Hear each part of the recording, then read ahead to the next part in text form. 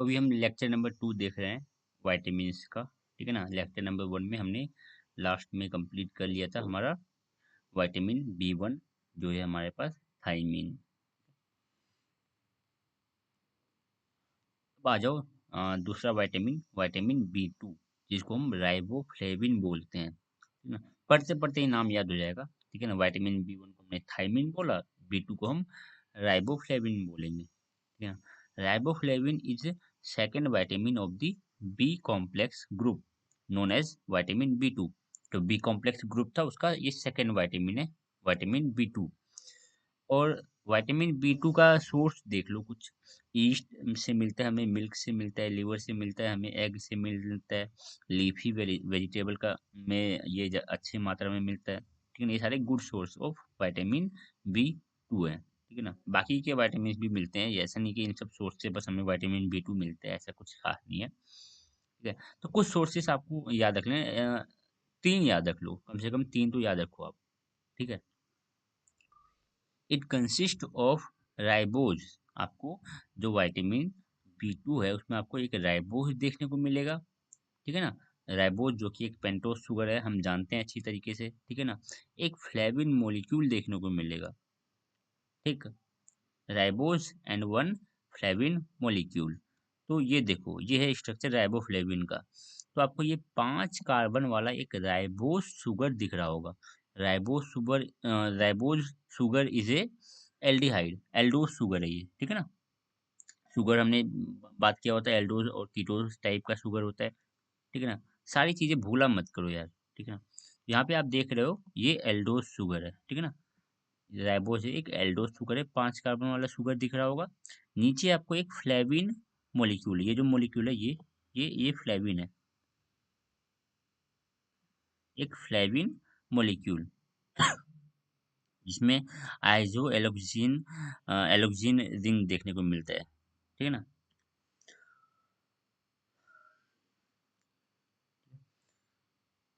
तो एक ribose one ribose and one flavin molecule together creates riboflavin. It consist of ribose जो कि एक पेंटोज शुगर है and a flavin molecule. It was isolated by Kuhn György and Wagner. ठीक है। नाम में ज़्यादा कुछ मतलब रखा नहीं है इन 1933। ठीक है। बस इतना ज़्यादा कुछ स्ट्रक्चर किच किच चीज से मिलकर बना हुआ है, एक राइबो शुगर और एक फ्लेविन मॉलिक्यूल से मिलके हमारा राइबोफ्लेविन बना हुआ है। Riboflavin has intense yellow colour. जो राइबोफ्लेविन है इसका कलर येलो होता है, और ये फूड एडिटिव में, फूड में बेसिकली यूज किया जाता है फॉर कलरिंग पर्पसेस। ठीक है। ये एक फूड एडिटिव है। ठीक है। देखो, अगर आप साइंटिस्ट के नेम याद रख सकते हो ना, अगर आपकी मेमोरी इतनी अच्छी है तो याद रखो, कोई दिक्कत नहीं है। मुझे दिक्कत होती है, मैंने कभी हमेशा से मैंने साइंटिस्ट के नेम को इग्नोर किया है। खासकर ऐसे अगर बकवास साइंटिस्ट के नेम हो तो, जिन्होंने कुछ खास तो कोई किया नहीं है, एक दो मॉलिक्यूल खोज के रख दिए बस। ठीक है ना। कुछ साइंटिस्ट ऐसे आते हैं जिनका रोल आप कभी इग्नोर कर ही नहीं सकते। ठीक है ना। तो ऐसे साइंटिस्ट को हम खुद इग्नोर नहीं कर सकते। ठीक है। अब कोई आके बस एक नाम दे दिया कि भाई पहली बार इसको आइसोलेट आइसोलेट इसने किया है, पहली बार इसको नाम इसने दिया, तो उनका नाम बेकार का याद रख के कुछ फायदा नहीं है उतना। ठीक है ना। चलो छोड़ो, ये भी आप भी समझते हो थोड़ा बहुत इन चीजों को। एक्टिव फॉर्म देखो, फ्लेविन एडेनिन डाइन्यूक्लियोटाइड, FAD, बहुत पॉपुलर है। 11th क्लास में आपने इसको बहुत बार सुना होगा, FAD, फ्लेविन एडेनिन डाइन्यूक्लियोटाइड। ठीक है ना। बहुत बार सुना होगा। अगर नहीं सुना तो आपने आप 100 के क्लास पास किए हो। ठीक है ना। आपने 100 क्लास 11th को पास कर लिया। ठीक है ना। क्लास 11th में बहुत बार यूज होता है FAD। तो एक्टिव फॉर्म है। ठीक है ना। ये जो हमारा राइबोफ्लेविन है, राइबोफ्लेविन का विटामिन B2 का एक्टिव फॉर्म है FAD, flavin adenine dinucleotide. Flavin adenine dinucleotide is a riboflavin derivative.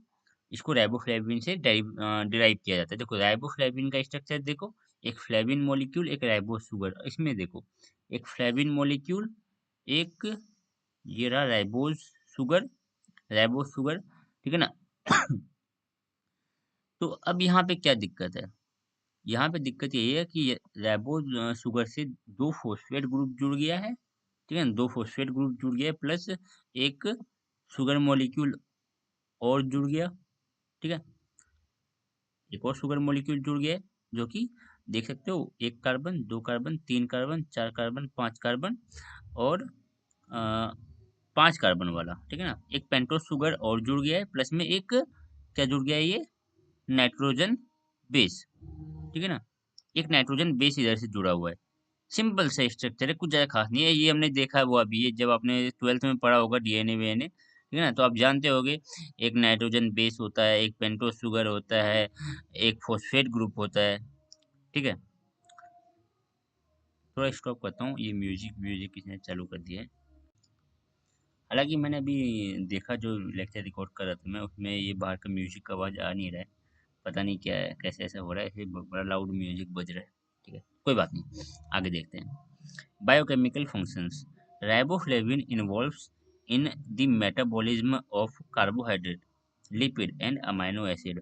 Carbohydrate, lipid और अमाइनो एसिड के मेटाबॉलिज्म में राइबोफ्लेविन हमारा इन्वॉल्व रहता है, ठीक है ना? एफएडी इज ए कोएंजाइम, ठीक है ना? एफएडी जो है फ्लेविन एडेनिन डाइन्यूक्लियोटाइड, ये कोएंजाइम है, ठीक है, which play a role in the transfer of electron in many metabolic reactions. आप जानते हो एफएडी कन्वर्ट हो जाता है एफएडीएच2 में, याद है?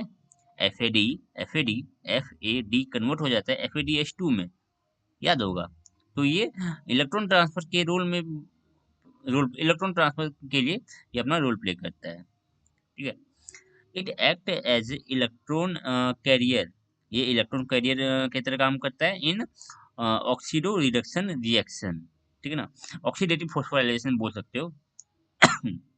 ठीक है ना? आप सिंपल से याद रखो कि ऑक्सीडेटिव फोस्फोराइलेशन में जो एफएडी मॉलिक्यूल है वो इलेक्ट्रॉन कैरियर का काम करता है यार। आपने देखा भी होगा यहाँ पे सिट्रिक एसिड साइकिल में, एफएडी बनता है। अगर मैं दिखाना चाहूँ, नहीं वो मैंने हटा दिया था, ठीक है। हाँ रुको, मैं दिखाई देता हूँ। तो अब इधर देखो, ये सिट्रिक एसिड आपको सब साइकिल दिख रहा है। पायरुवेट से एसिटाइल कोएंजाइम में, फिर ऑक्जेलोसिट्रेट, सिट्रेट, आइसोसिट्रेट, ठीक है ना, अल्फा कीटोग्लूट्रेट, सक्सिनाइल कोएंजाइम ए, ठीक है, सक्सिनेट, देन फ्यूमरेट, मेलेट, ठीक है। अब यहाँ पे देखो, जब सक्सिनाइल कोएंजाइम ए, अरे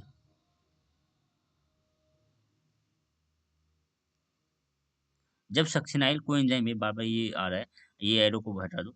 सक्सिनाइल कोएंजाइम में आपको दिख रहा है, ये नीचे नीचे यहाँ सक्सिनाइल कोएंजाइम में दिख रहा है। सक्सिनाइल कोएंजाइम ए से जब आप सक्सिनेट बना रहे हो, एटीपी निकला, ठीक ठीक है। फिर अगला प्रोसेस देखो, जब आप सक्सिनेट से फ्यूमेरेट बना रहे हो, जब आप सक्सिनेट से फ्यूमेरेट बना रहे हो, सक्सिनेट से फ्यूमेरेट, तो वहां पे देखो FADH2 मॉलिक्यूल निकल रहा है। FADH2 कैसे निकला?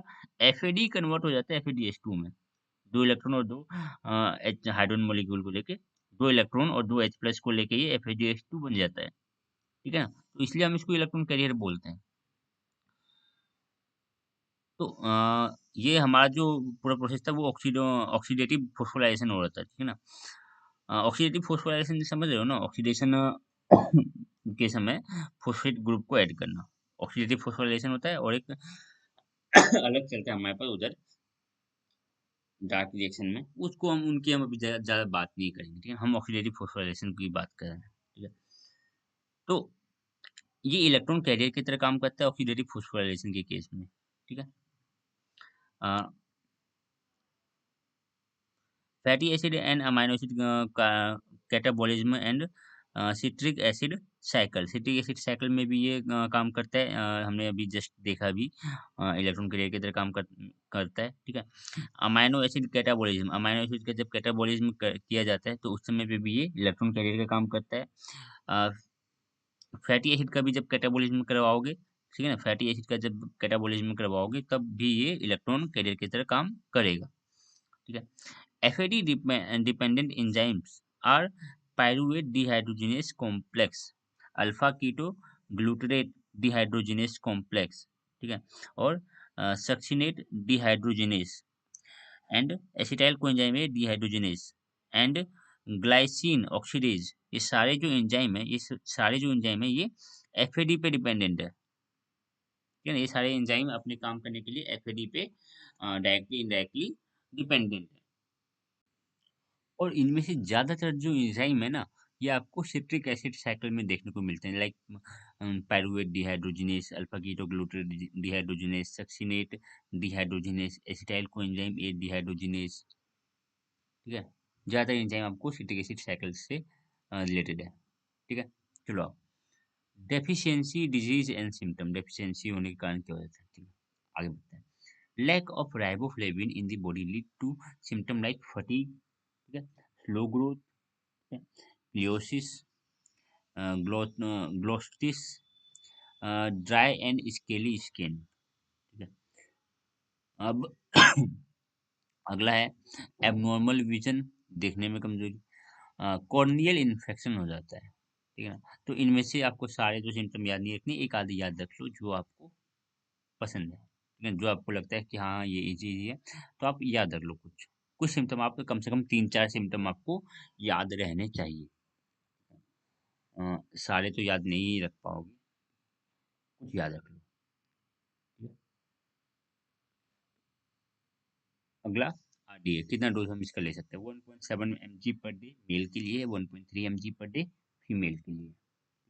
अब देखो मैं क्या बोल रहा हूँ कि हर बार हम जितने भी वाइटामिन देखेंगे, सबसे पहला चीज हमें याद रखना है कि सोर्स क्या है इसका, ठीक है ना, सोर्स क्या है। फिर हम उस मॉलिक्यूल के बारे में कुछ बात करेंगे कि वो किस चीज से मिलकर बना हुआ है, वो जो वाइटामिन है। लाइक ये जो वाइटामिन है ये राइबोस शुगर से मिलकर बना हुआ है और एक फ्लेविन मॉलिक्यूल से मिलकर बना हुआ है। सॉन्ग किसी ने बजा रखा है, एक सेकंड मुझे चेक करने दो। ठीक है, सॉन्ग का आवाज तो वीडियो में आ नहीं रहा है। ठीक है, कोई बात नहीं। तो हमें दूसरी बातें याद रखनी पड़ती है कि वो जो मॉलिक्यूल हम जो भी राइबो विटामिन की बात करें वो किस चीज़ से बना हुआ है। लाइक ये वाला जो है ये राइबोस से बना हुआ है और एक फ्लेविन मॉलिक्यूल से मिलकर बना हुआ है। ठीक है ना। साइंटिस्ट के नेम अगर आपको याद रख रहे हैं तो याद रख लो, लेकिन कोई जरूरत नहीं है। अगला उसके बारे में अभी कुछ अलग से प्रॉपर्टी दे रखी है, लाइक इस विटामिन के बारे में बता रखा है कि येलो कलर का होता है, इंटेंस येलो कलर का होता है, हमें येलो ही याद रखने हैं। क्या इंटेंस, ये येलो कलर का होता है और ये फूड एडिटिव की तरह काम करता है। ठीक है ना, हम फूड में इसको डाल देते हैं फूड कलर। इसका ये एक्स्ट्रा इसका फीचर है, इस एंजाइम का, सॉरी इस वाले विटामिन का एक अलग से फीचर है। ठीक है ना, तो अब कोई अलग फीचर देखा तो हमें वो याद रख लेंगे। और एक्टिव फॉर्म के बारे में याद रखना कि एक्टिव फॉर्म क्या है। पहले वाले को भी एक्टिव फॉर्म हमने देखा था, ठीक है ना, इसका भी एक्टिव फॉर्म हमने देखा हुआ था, पीडीपी, ठीक है ना, थायमिन पैराफॉस्फेट। इसका जो एक्टिव फॉर्म है वो है एफएडी, फेविन एडेनिन ट्राइन्यूक्लियोटाइड। ठीक है, अब जो एक्टिव फॉर्म होगा वही वर्क करेगा, ऑब्वियसली बात है, जो एक्टिव फॉर्म होगा वही काम करेगा। उसी के बारे में हमें कुछ बायोकेमिकल फंक्शन याद रखने हैं, क्या काम कर रहा है, क्या कैसे क्या काम कर रहा है, कैसे काम कर रहा है, थोड़ी बहुत वो चीजें याद रखनी है। ठीक है, जिसकी हमने बताया था कि एफएडी जो है ये as a electron carrier, electron transfer करने के काम में आता है, इलेक्ट्रॉन कैरियर है ये। ठीक है ना, एक कोएंजाइम की तरह वर्क करता है। ये सारे एंजाइम को काम करने के लिए, लाइक ये नीचे जितने भी एंजाइम हमने लिस्ट किए थे, इन सब ये सारे जो एंजाइम है ये एफएडी डिपेंडेंट है। इसको अपना काम इन सारे एंजाइम को परफेक्टली वर्क करने के लिए एफएडी मॉलिक्यूल चाहिए। ठीक है ना, ये सारे एफएडी डिपेंडेंट है। ठीक है, हमने बात किया था कि ये जो एफएडी है ये ऑक्सीडेटिव फोस्फोराइलेशन रिएक्शन में एज ए इलेक्ट्रॉन कैरियर काम में आता है। बाकी इसका तो ज्यादा कुछ था नहीं दिक्कत। अगला पॉइंट हमें हमेशा बात करनी है कि डेफिशिएंसी क्या आने वाली है। ठीक है ना, सॉरी, डेफिशिएंसी के कारण डिजीज क्या आने वाले हैं। डेफिशिएंसी हो ही गई तो हमें मान लो डेफिशिएंसी हो गई। ठीक है ना, ये विटामिन हमारे शरीर में कम है, तो क्या डिजीज आने वाले हैं इसके कारण। डेफिशिएंसी के कारण डिजीज आते हैं, डेफिशिएंसी के कारण डिजीज क्या आने वाले हैं और डिजीज के सिम्टम्स क्या होते हैं। इसमें कुछ डिजीज बताया गया, lack of riboflavin in the body lead to symptoms, symptoms बताया गया यहाँ पे। ये सारे डिजीज ये हैं, कॉर्नियल इन्फेक्शन, ठीक है ना, कॉर्निया में इन्फेक्शन हो जाएगा, ये डिजीज है। एबनॉर्मल विजन, ठीक है ना, ये डिजीज तो नहीं है। इसको आप एक टाइप से सिम्टम मान सकते हो। ठीक है, तो हाँ, तो डिजीज और सिम्टम आपको याद रख लेना है हर एक विटामिन के लिए। ठीक है, और इसका मिनिमम हमें कितना डोज पर डे इसे कंज्यूम करना है, ठीक है। 1.7 mg मेल के लिए, 1.3 mg फीमेल के लिए। इससे जब हमने पहले बात किया था यहाँ, तो हमने बात किया था 1.4 और 1.1, ठीक है ना। 1.4, 1.1, 7, 3, इधर भी 0.4 का डिफरेंस है, इधर 0.3 का डिफरेंस है, ठीक है ना। मेल और फीमेल में 0.3 का डिफरेंस है, इधर 4 का डिफरेंस है, इधर देखो 4 और 1, 1.1 और 1.4, इनमें 1.3 का डिफरेंस है। तो आपको कुछ ना कुछ बना के थोड़ा बहुत याद रखना पड़ेगा चीजें, ठीक है ना। वैसे तो ये ज़्यादा इम्पोर्टेंट नहीं है, ये कि कितना मेल कितना फीमेल, ये इम्पोर्टेंट नहीं है, उतना इम्पोर्टेंट नहीं है। मैं बोलूँ ज़्यादा इम्पोर्टेंट नहीं है, ठीक है ना। ऐसा नहीं है कि इम्पोर्टेंट नहीं है, ज़्यादा इम्पोर्टेंट नहीं है, ठीक है। अगला निएसिन, जिसको हम विटामिन 3 भी बोलते हैं, vitamin B three, sorry, vitamin B three, ठीक है। The term niacin is referred collectively to nicotinamide and nicotinic acid, ठीक है। जो निएसिन है, ये इन दोनों को कलेक्टिव मिला के, इन दोनों को एक साथ बोला जाता है, निकोटिनामाइड को और निकोटिनिक एसिड को एक साथ मिला के, कलेक्टिव इन दोनों को एक साथ मिला के क्या बोला जाता है, निएसिन, ठीक है। It is known as vitamin B three, niacin को विटामिन बी थ्री बोलते हैं। Niacin is the non toxic derivative of the toxic tobacco alkaloid nicotine, ठीक है ना। जो टोबैको है निकोटीन, ठीक है, निकोटीन इज ए टोबैको, ठीक है ना, टोबैको एल्कोलॉइड। तो जो निकोटीन है, निकोटीन का non toxic derivative, nicotine is a toxic material, nicotine is a toxic compound, ठीक है ना। तो निकोटीन का non toxic derivative niacin, the amide derivative CONH2, the amide derivative of nicotinic acid, जो निकोटिनिक एसिड है, उसका जो अमाइड डेरिवेटिव है, मीन्स निकोटिनिक एसिड में आप अमाइड ग्रुप कहीं से ऐड कर दो, CONH2 ऐड कर दो, ठीक है ना। निकोटिनिक एसिड में आप CONH2 ऐड कर दो, तो वो बन जाएगा निकोटिनामाइड। देखो यहाँ पे, निकोटिनिक एसिड आपको दिख रहा है, निकोटिनिक एसिड, इसको बोलते हैं निकोटिनिक एसिड। निकोटिनिक एसिड में हमने amide amide group group add कर दिया, CONH2, अमाइड ग्रुप यहाँ पे ऐड कर दिया, यहाँ पे OH हटाया हमने, अमाइड ग्रुप यूज कर दिया। तो क्या बोला हमने इसको बोला निकोटिनामाइड। तो ये याद रखना है आपको कि निकोटिनिक एसिड का अमाइड डेरिवेटिव, उसको हम बोलते हैं निकोटिनामाइड, ठीक है ना। निकोटिनामाइड भी आपने 11th क्लास में बहुत सुना होगा, nicotinamide. Niacin was discovered as nutrient while studying pellagra pellagra, जो भी आप बोल रहे हैं, पेलेग्रा डिजीज जो थी, ठीक है ना, पेलेग्रा डिजीज की स्टडी के दौरान डिस्कवर हुआ था निएसिन, जो हम विटामिन बी थ्री आज बोलते हैं इसको, ठीक है। It is synthesised from trypto tryptophan, ठीक है, सॉरी, ट्रिप्टोफान, जो कि एक हम जानते हैं अमाइनो एसिड है, tryptophan is a amino acid, ठीक है। तो ट्रिप्टोफान से डिराइव किया जाता है किसको, निएसिन को। Niacin is a derivative of tryptophan, ये सिंथेसाइज किया जाता है ट्रिप्टोफान से, बोल सकते हो, डेरिवेटिव अलग चीज हो गया। आप ट्रिप्टोफान से सिंथेसाइज कर सकते हो निएसिन को, विटामिन बी थ्री को। Peanuts, legumes, meets, egg and milk, obviously बात है, ये रिच सोर्स है हमारे विटामिन बी थ्री के। सिंपल सिंपल सी चीजें हैं, ज्यादा कुछ खास नहीं है। हमने बात किया कि niacin is a non toxic derivative of tobacco such as nicotine, जो निकोटीन है उसका नॉन टॉक्सिक डेरिवेटिव। बाकी हम अभी जस्ट हमने बात किया कि निएसिन को सिंथेसाइज किया जा सकता है फ्रॉम ट्रिप्टोफान ऑल्सो, ठीक है। निएसिन को ट्रिप्टोफान से भी सिंथेसाइज किया जा सकता है। बाकी niacin is a non toxic derivative of nicotine, ऐसे याद रखना आप, कहीं लिख लो। अब ऑब्वियसली बात है, अब हम एक्टिव फॉर्म की बात करेंगे।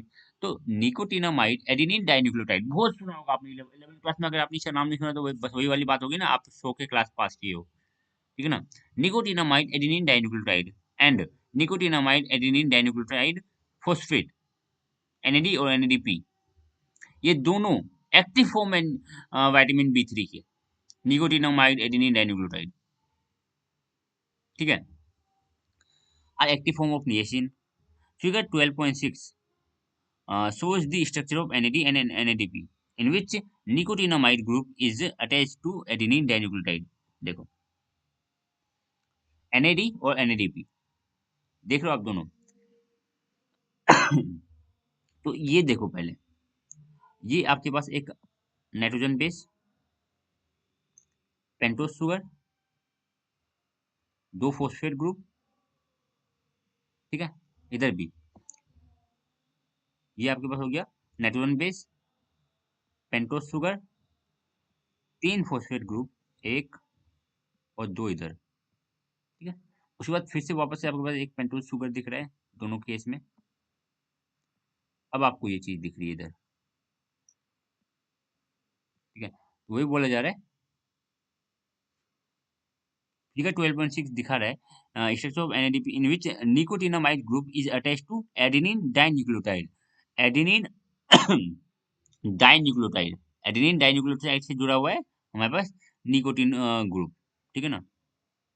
निकोटिनामाइड ग्रुप जुड़ा हुआ है, निकोटिनामाइड ग्रुप जुड़ा हुआ है एडेनिन डाइन्यूक्लियोटाइड से। NADP differs from NAD in the presence of additional phosphate group on second position of the ribose ring। दोनों में डिफरेंस क्या है? दोनों में डिफरेंस यही है कि इसमें फॉस्फेट ग्रुप एक कम है, ऊपर वाले में एक फॉस्फेट ग्रुप कम है।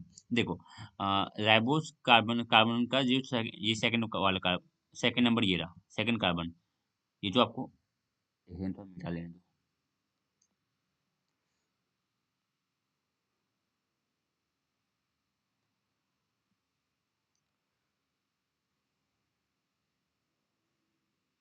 ये जो आपको राइबोस शुगर दिख रहा है ना, ये मेन है, इस पे फोकस करो। ये कार्बन नंबर 2 है इसका, यहाँ पे जो मैं मार्क कर रहा हूँ ये कार्बन नंबर 2 है, ठीक है ना। इसका भी ये कार्बन नंबर 2 है। एनएडीपी में देखो, एनएडीपी में जो राइबोस शुगर है उसका कार्बन नंबर 2, कार्बन नंबर 2 में एक एडिशनल फॉस्फेट ग्रुप है, या इधर नहीं है, इधर नहीं है, ठीक है। वही बोला जा रहा है NADP differs from NAD in the presence of additional phosphate group on second position of the ribose ring that carries adenine moiety। Ribose तो दो राइबोज शुगर है, राइबोज शुगर तो दो राइबोज शुगर है, दोनों राइबोज में से कौन सा? वो वाला राइबोज जिसके पास एडेनिन ग्रुप है, ये रहा एडेनिन, जिसके पास एडेनिन ग्रुप है, वो राइबोज शुगर की हम बात कर रहे हैं जिसके पास एडेनिन ग्रुप है। उस राइबोज का सेकंड वाला carbon, second position, second carbon पे आपको फॉस्फेट ग्रुप देखने को मिले तो आप बोलो NADP है, ना देखने को मिले तो बोलो NAD है। सिंपल है। देखो ज्यादा अगर 11th 12th में भी ये स्ट्रक्चर देखी जाती है, हालांकि इतना तो स्ट्रक्चर देखा ही जाता है, इतना सा स्ट्रक्चर, ऐसा मन नहीं बोल सकते आपकी ये स्ट्रक्चर आपने नहीं देखा, इतना स्ट्रक्चर देखने को मिलता है। और सेम ये क्या है, ये क्या चीज है?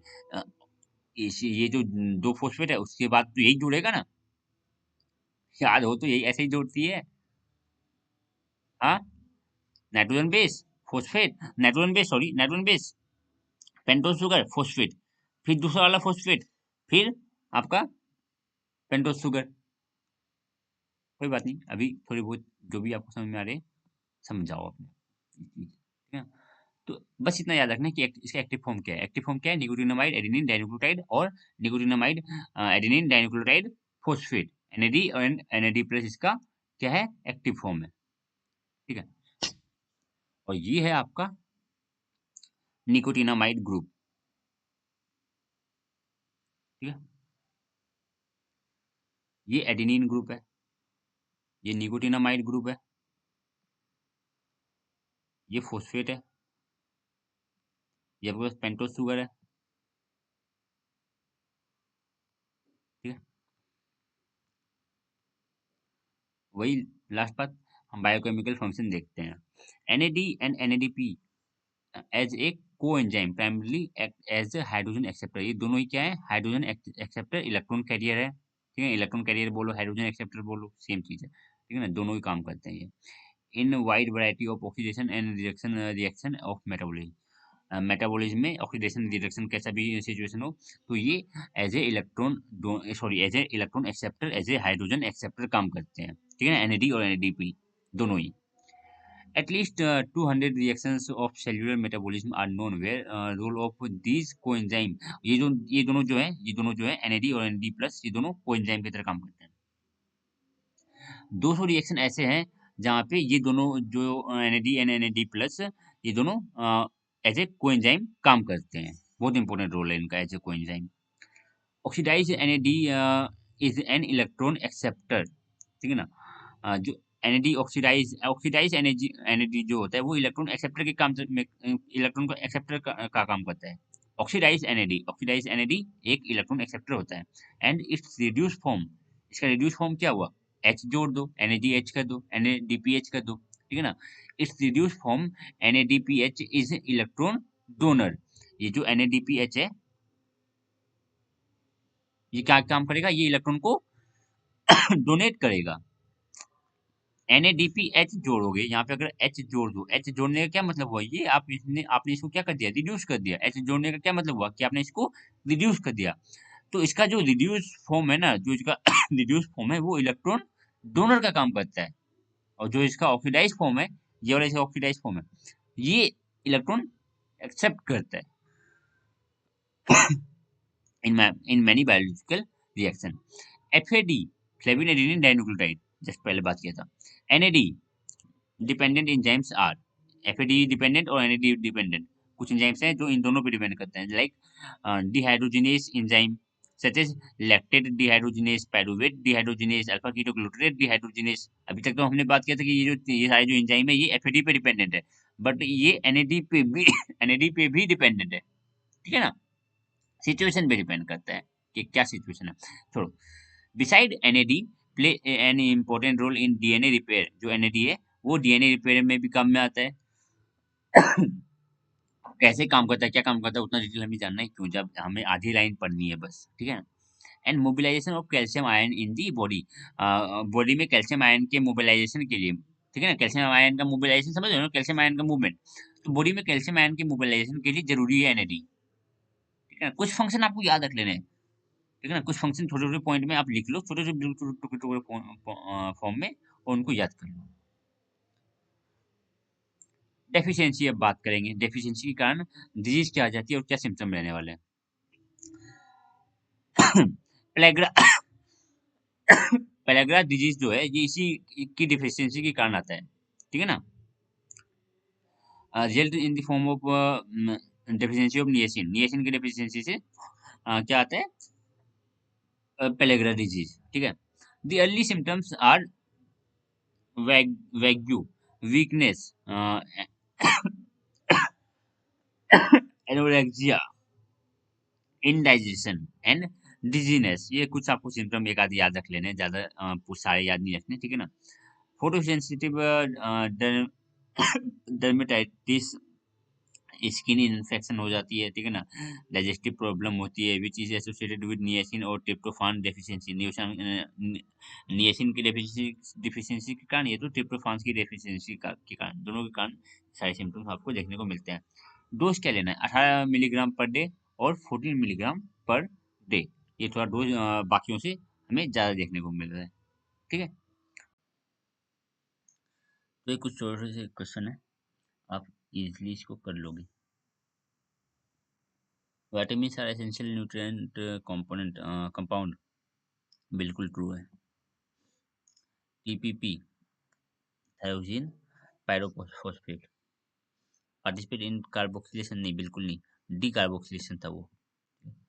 निएसिन विटामिन कंटेन्स, नहीं नहीं, ये जो रिंग है, ये जो रिंग है ये निएसिन में नहीं होता है, ठीक है ना। ये जो रिंग है ये हमें देखने को मिली थी फ्लेविन राइबोफ्लेविन में, ठीक है।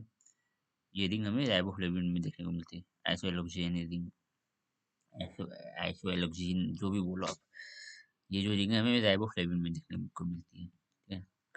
निएसिन का स्ट्रक्चर आप देखो, निएसिन में हमें ऐसा कोई रिंग नहीं देखने को मिला।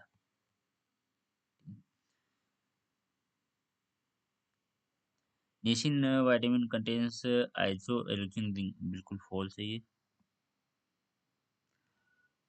निएसिन डेफिशिएंसी कॉजेस पेलेग्रा डिजीज, अभी हमने जस्ट बात किया था, हाँ ये ट्रू है।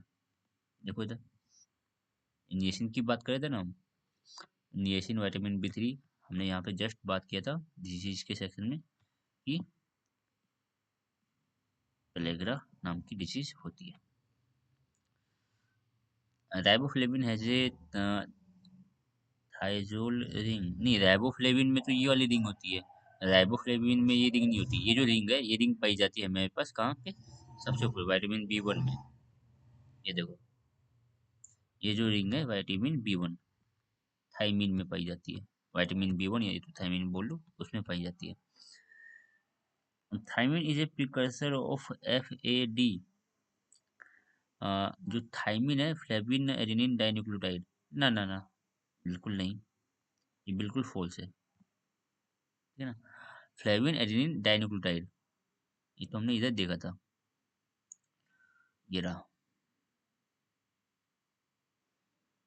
राइबोफ्लेविन की किस में देखा था हमने, फ्लेविन एडेनिन डाइन्यूक्लियोटाइड, ठीक है।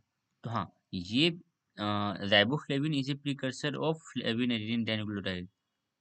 हाँ, बट वो नहीं, थायमीन नहीं, थायमीन का तो इससे दूर दूर तक कोई लेना देना नहीं है, ठीक है। थायमीन डेफिशिएंसी कॉजेज बेरी, बिल्कुल हाँ, हमने देखा था थायमीन के कारण बेरी डिजीज हो रही थी। थायमीन ये रहा, थायमीन के कारण यहाँ पे देखो, थायमीन डेफिशिएंसी कॉजेज बेरी, ठीक है। फर्स्ट वाइटामिन थायमीन था, ठीक है ना। थायमीन कंसिस्ट ऑफ दो रिंग देखने को मिलती है हमें थायमीन में। एक तो हमें देखने को मिलती है थाइजोल रिंग, दूसरा देखने को मिलता है पेरीमिडीन रिंग, ठीक है ना। सिंपल सिंपल सा है, आप जब याद कर लोगे सारी चीजें तो ये आप आंसर इनके दे पाओगे। This is the coenzyme form of thiamine, ठीक है ना। थायमीन का कोएंजाइम फॉर्म का मतलब कि उसका एक्टिव फॉर्म क्या है, एक्टिव फॉर्म क्या था, थायमीन पायरोफॉस्फेट। यहाँ पे देखो, इसका जो एक्टिव फॉर्म था, ये थायमीन पायरोफॉस्फेट था, ठीक है। एक्टिव फॉर्म थायमीन पायरोफॉस्फेट, ठीक है। यही आपको आंसर करना है। कर लोगे बाकी अब मैं इसको क्या ही बताऊं। Thiamine, the deficiency of thiamine is very obvious सी बात है, कर लेना। पेंटोथेनिक एसिड के बारे में बात करते हैं, जिसको हम विटामिन B5 भी बोलते हैं। वैसे तो B4 बोलना चाहिए, लेकिन नहीं, B4 नहीं बोलते, इसको B5 बोलते हैं, ठीक है ना। ये फोर्थ विटामिन है हमारा इस सीरीज का, ठीक है। Pantothenic acid is known as vitamin B5 which was identified by Roger J Williams in 1931। अगर नाम याद रखना है तो रखो, ये याद रखना है रखो, कोई बात नहीं है, हम नहीं याद नहीं रखेंगे। It is the peptide of beta alanine and pantoic acid, ठीक है ना। आप देखो, पेंटोइक एसिड और बीटा एलेनिन आपस में मिलके पेप्टाइड लिंकेज के थ्रू आपस में जुड़ते हैं और बनाते हैं पेंटोथेनिक एसिड। तो आप बोल सकते हो हाँ, pantoic acid and beta alanine links together through peptide linkage and forms pantothenic acid. It is the peptide of beta alanine और पेंटोइक एसिड और बीटा एलेनिन का जुड़ना थ्रू पेप्टाइड बॉन्ड फॉर्म करता है pantothenic acid. Pantothenic acid has a central role in energy yielding metabolism, ठीक है ना। Metabolism के थ्रू एनर्जी को यील्ड करना, एनर्जी निकालना, ठीक है ना, एनर्जी निकालना हमारे carbohydrate, lipid, fat, vitamin, fat, protein, जिनमें से भी निकालना है, मेटाबॉलिज्म के थ्रू एनर्जी डिराइव करना, तो वहाँ पे पेंटोथेनिक एसिड काम में आता है, ठीक है। Human body can not synthesize pantothenic acid, हमारी बॉडी इसको सिंथेसाइज नहीं कर सकती, हमारी बॉडी ज़्यादातर विटामिन को सिंथेसाइज नहीं कर पाती है। We must obtain it from dietary source like whole grains में से, ब्रोकली में से, ठीक है ना, एवोकाडोस में से, सीरियल्स में से, ठीक है ना, मशरूम्स में से, कुछ सोर्सेस आपको याद रख लेने हैं, ठीक है ना। सबसे पहला काम हमारा यही होता है कि अगर स्ट्रक्चर, सबसे पहला हमारा क्या रहता है कि सोर्स याद कर लो, ठीक है। दूसरा, उस विटामिन का अगर कुछ अलग है, उस विटामिन में कुछ अलग है, वो याद करो, ठीक है। यहाँ पे बता, विटामिन का स्ट्रक्चर के बारे में बताया गया कि पेंटोनिक एसिड और बीटा एलेनिन ये जुड़ते हैं पेप्टाइड लिंक के थ्रू और पेंटोथेनिक एसिड फॉर्म करते हैं, ये चीज आपको याद रखनी है। दूसरा काम क्या है, ये एनर्जी यील्डिंग प्रोसेस में काम में आते हैं, एनर्जी यील्डिंग प्रोसेस, ठीक है ना, उनमें ये काम में आते हैं, उनमें इसका बड़ा रोल होता है, सेंट्रल रोल होता है, बहुत बड़ा रोल प्ले करता है, ठीक है, बहुत इंपॉर्टेंट रोल प्ले करता है। ह्यूमन सिंथेसाइज नहीं कर पाते, सिंपल सी बात है, ज्यादातर में यही देखने को मिल जाता है कि हम सिंथेसाइज नहीं कर पाते, हमें बाहर से लेना पड़ता है। बायोकेमिकल फंक्शन की बात करते हैं, pantothenic acid involve in the formation of coenzyme A, ठीक है ना। कोएंजाइम ए के फॉर्मेशन के लिए जरूरी है पेंटोथेनिक एसिड, ठीक है ना। A4 acyl coenzyme A, coenzyme A consist of 16 pantothenic acid and phos phospho adenosine di diphosphate, ठीक है ना। जो कोएंजाइम ए है उनमें देख लो सिस्टीन देखने को मिलता है, पेंटोथेनिक एसिड देखने को मिलता है, ठीक है। फोस्फोएडिनोसिन देखने को मिलता है, डाइफॉस्फेट देखने को, फोस्फोएडिनोसिन डाइफॉस्फेट देखने को मिलता है, ठीक है ना, पूरा एक मॉलिक्यूल है ये। तो हाँ, हम देख रहे हैं कि पेंटोथेनिक एसिड इसका पार्ट है, पेंटोथेनिक एसिड कोएंजाइम ए का कंपोनेंट है, ठीक है, इतना बात याद रखना है। Pantothenic acid is one of the, अब पूरा याद मत करने जाना कि कोएंजाइम ए के अंदर क्या क्या पाया जा रहा है, बस इतना याद रखना कि pantothenic acid is the component of coenzyme A, ठीक है। Pantothenic acid is one of the functional moiety of coenzyme A, ठीक है ना। कोएंजाइम ए को फंक्शनल होने के लिए हमारा क्या चाहिए होता है, पेंटोथेनिक एसिड, ठीक है। It helps to carry acyl group for many biochemical reaction, बहुत सारे बायोकेमिकल रिएक्शन लाइक यहाँ पे दिया गया है। फैटी एसिड की सिंथेसिस के लिए, मेटाबॉलिज्म ऑफ कार्बोहाइड्रेट के लिए, ठीक है ना, कार्बोहाइड्रेट के मेटाबॉलिज्म के लिए, फैटी एसिड के सिंथेसिस के लिए, अमाइनो एसिड के सिंथेसिस के लिए, ठीक है ना, इन सारे काम के लिए जो हमारे पास पेंटोथेनिक एसिड है वो रोल प्ले करता है as to carry acyl group, ये हेल्प करता है असाइल ग्रुप को कैरी करने में। असाइल ग्रुप आप जानते होगे, अगर नहीं जानते हो तो सिंपल सा है, एक आर ग्रुप होता है, लंबा सा आर ग्रुप ले लेना, ठीक है ना। आर ग्रुप समझते हो ना, केमिस्ट्री पढ़ते हो तो आर ग्रुप तो आपको पता होगा। आर ग्रुप से यहाँ पे सी डबल बॉन्ड ओ, यहाँ पे ओ एच ना लगा के ओ एच हटा दो, ओ एच हटा दो और ये वैलेंसी खाली छोड़ दो, ठीक है ना। यही, इसी ग्रुप को बोलते हैं असाइल ग्रुप। लॉन्ग चेन होता है, अगर यहाँ पे OH लगा दो तो ये तो फैटी एसिड हो जाएगा, तो फैटी एसिड में से अगर आप OH हटा दोगे तो इसी को बोलते हैं असाइल ग्रुप। तो असाइल ग्रुप को कैरी करने के लिए बहुत इंपॉर्टेंट है पेंटोथेनिक एसिड, ठीक है ना। वैसे तो पेंटोथेनिक एसिड को कैरी करता है कोएंजाइम ए, कोएंजाइम ए, लेकिन कोएंजाइम ए में पेंटोथेनिक एसिड है, कोएंजाइम ए में पेंटोथेनिक एसिड, अभी तो हमने बात किया ना, coenzyme A, coenzyme A consist of cysteine pantothenic acid phosphoadenosine diphosphate. तो कोएंजाइम ए कैरी करता है असाइल ग्रुप को, लेकिन असाइल ग्रुप को कोएंजाइम ए में भी कौन, कोएंजाइम ए में पेंटोथेनिक एसिड हेल्प करता है असाइल ग्रुप को कैरी करने में for many biochemical reaction such as formation of carbohydrate, amino acid, fatty acid, इन सब की सिंथेसिस के लिए जरूरी है, ठीक है ना। तो बस सिंपल सी बात याद रखना कि हाँ, पेंटोथेनिक एसिड असाइल ग्रुप को कैरी करने में में आता है कोएंजाइम ए में। कोएंजाइम ए का पार्ट होता है असाइल, कोएंजाइम ए का पार्ट होता है पेंटोथेनिक एसिड, ठीक है। Coenzyme A is component of coenzyme A is component of acyl carrier protein. Uh, एक सेकेंड, ब्रैकेट कम बना। Coenzyme A is component of acyl carrier protein involved in fatty acid synthesis. Coenzyme A भी एक component है एक protein का। जो coenzyme A है वो किसी प्रोटीन का कंपोनेंट है, ठीक है, जो प्रोटीन इन्वॉल्व है किस चीज में, फैटी एसिड के सिंथेसिस में, ठीक है। Coenzyme A requires for the formation of acyl coenzyme A, ठीक है ना। कोएंजाइम ए से असाइल कोएंजाइम ए बनाने के लिए हमें कोएंजाइम ए चाहिए, ठीक है। An succinyl coenzyme A in the oxidative decarboxylation, हमने देखा था acetyl coenzyme A, succinyl coenzyme A, याद है, citric acid cycle, Krebs cycle, ठीक है ना। उधर coenzyme A, acetyl coenzyme A, succinyl coenzyme A, हमने बात कर रखी है। तो कोएंजाइम ए जरूरी है एसिटाइल कोएंजाइम ए बनने के लिए, एसिटाइल कोएंजाइम ए को बनाने के लिए कोएंजाइम ए जरूरी है, सक्सिनाइल कोएंजाइम ए को बनाने के लिए कोएंजाइम ए जरूरी है, ठीक है ना। in the oxidative decarboxylation of glucose in the Krebs cycle respectively। अगर मैं दिखाना चाहूँ, यहाँ देखना,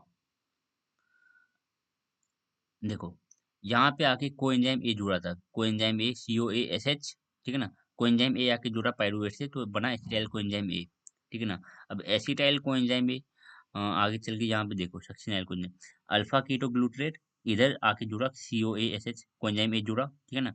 कोएंजाइम ए जुड़ा तो सक्सिनाइल कोएंजाइम ए बना, ठीक है। तो जरूरी है, बहुत जरूरी है। Coenzyme A is a component of acyl carrier protein यहाँ से पढ़े थे। Coenzyme A required to for the formation of acetyl, coenzyme A को बनने के लिए कोएंजाइम ए जरूरी है।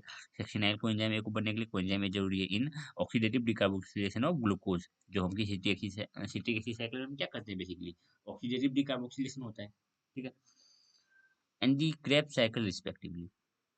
It also required for the acetylation of choline. Choline का acetylation for the formation of neurotransmitter acetylcholine. ठीक है ना। कोलिन से एसिटाइल कोलिन बनाना है तो उसके लिए भी कोएंजाइम जरूरी है, ठीक है, इन दी ब्रेन। तो इम्पोर्टेंस आपने देखा यहाँ पे इसका, बस ठीक है। थोड़ा बहुत चीजें याद रखो, बिल्कुल सारी चीजें याद रखने की जरूरत नहीं है, ठीक है। अब ऑब्वियसली बात है, हम बात करेंगे डेफिशिएंसी की। कोएंजाइम ए का स्ट्रक्चर अगर आपको देखना है तो देख लो। इसमें पेंटोथेनिक एसिड आपको दिख रहा है, ठीक है ना। बाकी ये आपको अलग चीज दिख रही है, एक अलग, ठीक है ना। यहाँ पे आपको three phospho three phospho adenosine diphosphate दिख रहा है, ठीक है ना। ये आपको एडिनिन दिख रहा है, राइबोस थ्री फोस्फेट दिख रहा है, ठीक है? बाकी स्ट्रक्चर का हमें कोई ज़्यादा कुछ काम नहीं है, स्ट्रक्चर बिल्कुल जरूरी नहीं है, बट इतना याद रखना चाहिए कि कोएंजाइम ए का कंपोनेंट होता है पेंटोथेनिक एसिड। डेफिशिएंसी की बात कर रहे हैं हम। डेफिशिएंसी के कारण क्या डिजीज पैदा होंगी और कुछ सिम्टम हम याद करने वाले हैं। Deficiency of pantothenic acid is often related to low energy level symptom, ठीक है ना। एनर्जी लेवल कम हो जाएगी, ठीक है, इंक्लूडिंग फटीगनेस आएगी, वीकनेस आएगी, ठीक है ना।